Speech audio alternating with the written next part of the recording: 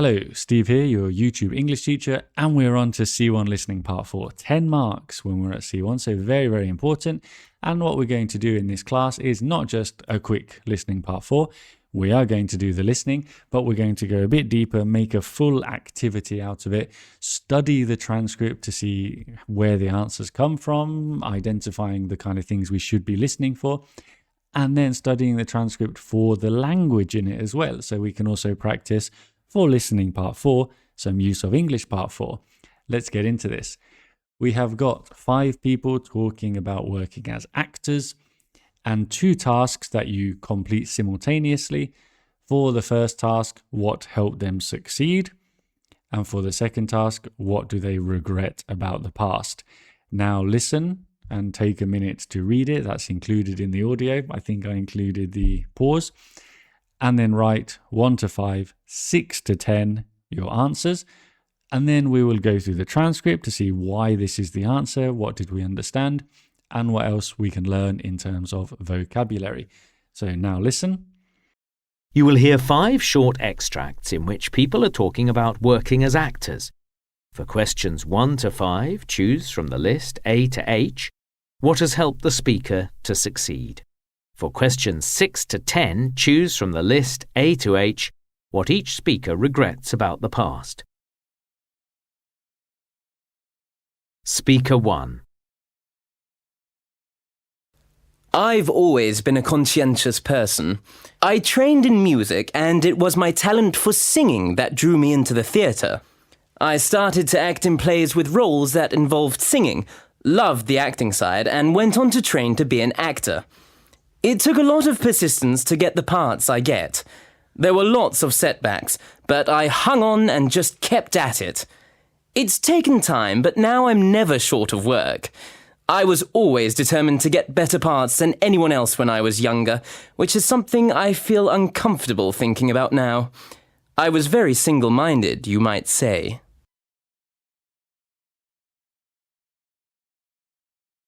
Speaker 2. This career's all about doing new things and meeting new people. I had so much fun training to be an actor. That's not to say I wasn't fully committed to my studies. I was. It's been a struggle getting to where I am today.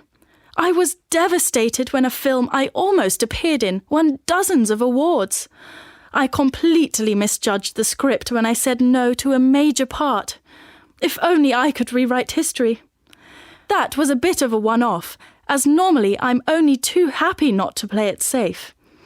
I thrive on working in drama that pushes the boundaries and challenges accepted norms. That's probably my biggest asset, actually. Speaker 3. As an actor, I've always preferred the theatre to film. I love the buzz of an audience. I really should have made more of my music and drama degree, but I got in with a crowd of mates and we, let's say, lived life to the full. You know, staying up all night and stuff. It's not that we didn't want to do well, just we were overconfident, I guess. Anyway, I'm lucky enough to have performed with some great people, especially in comedy. Directors seem to spot how outgoing I am. I'll do pretty much anything and not get hung up about looking silly. That quality of mine has served me pretty well, actually.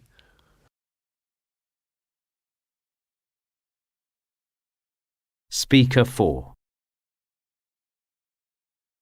I'd always enjoyed acting and drama, so it was a mystery to everyone when I opted to do a law degree. I put everything I had into it, but soon realised I'd never make it to the end of the course. It wasn't me. And it took me a while to realise that. I've been told I've got a magnetic personality, and maybe that's why this friend's dad, who was a director, wanted me for a part in his film. Anyway, the film won an award, and I haven't looked back. Offers of work keep rolling in. I haven't had to be ruthless to get where I am, fortunately. Competing against others is something I detest.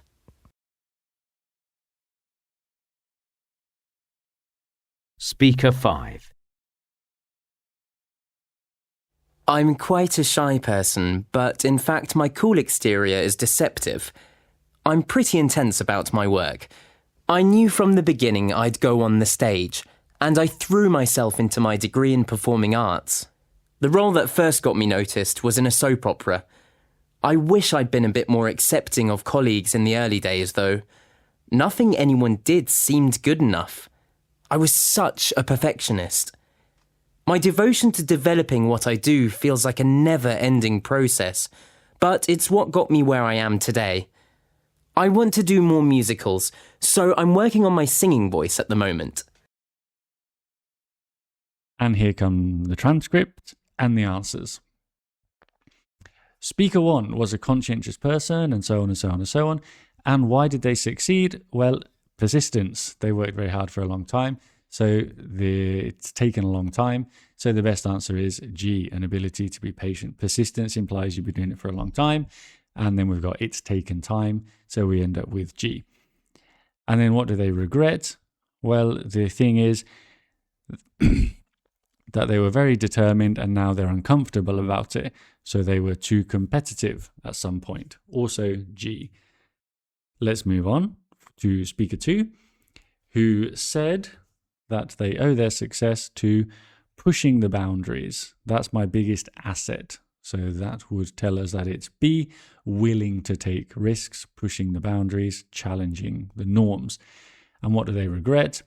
Well, they said no to a major part, and if I could rewrite history, I'd do it again. So they regret it because they want to do it. So saying no is turning down a good offer of work, to turn something down, to reject it. F.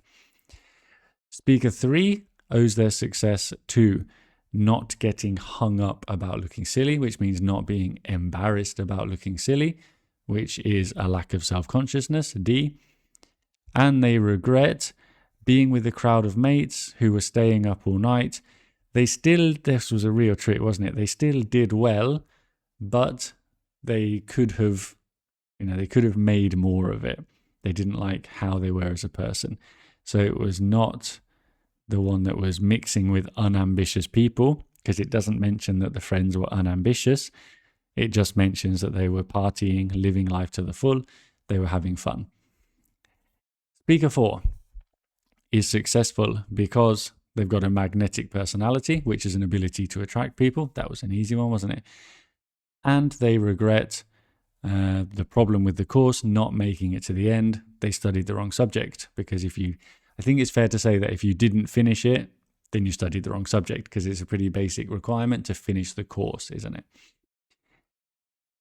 And speaker 5 is successful because they have devotion to developing what I do, which tells us that that's got them where they are. They have a constant wish to improve their skills, H, and they regret that they were too critical, being overcritical of others, talking about colleagues. Nothing they did was good enough. I was such a perfectionist. So they were saying, I wish I'd been a bit more, implies that they regret it. This I wish implies regret. Okay, use of English part 4. I was very proud of what I managed to achieve here. I've taken 5 sentences from the transcripts. So you have read, if you've been following this video closely, you have already read the answers. So this shouldn't be too difficult, right? Because you were reading the transcripts. You have read the answers already in the last 5 minutes. Complete the second sentence so it means the same as the first, using the word, and the answer is something you just read. So pause the video, work your way through these, and now I'm going to tell you the answers because you've done it. And I mean, you could just look back at the transcript, couldn't you? But the point is you're following the challenge, following along in this YouTube class. And so we've got number 1, it was my singing ability that drew me into the theatre.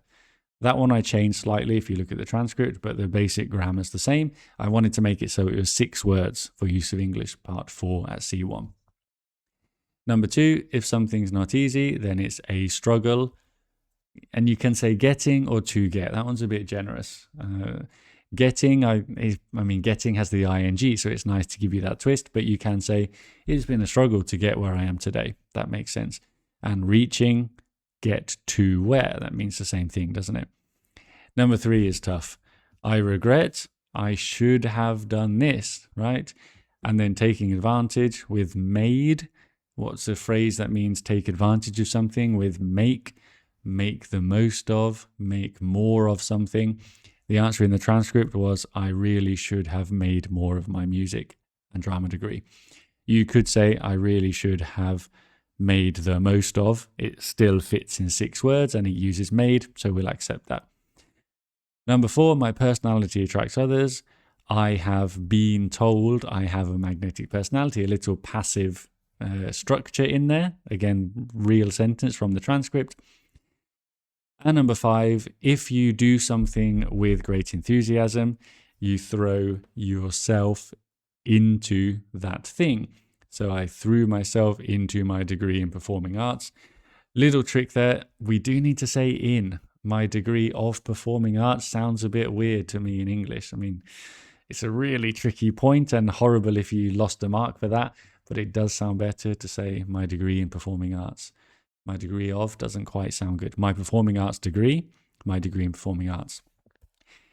Can you do that? Can you try and think? I mean, making use of English Part 4 questions is a bit of a challenge, but if you want to try and do that in pairs in class, it would be great.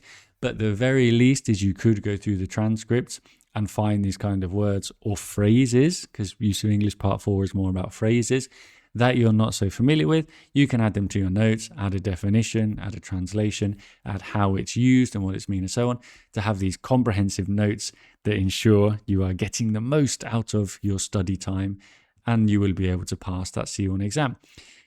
I hope that was useful. Goodbye.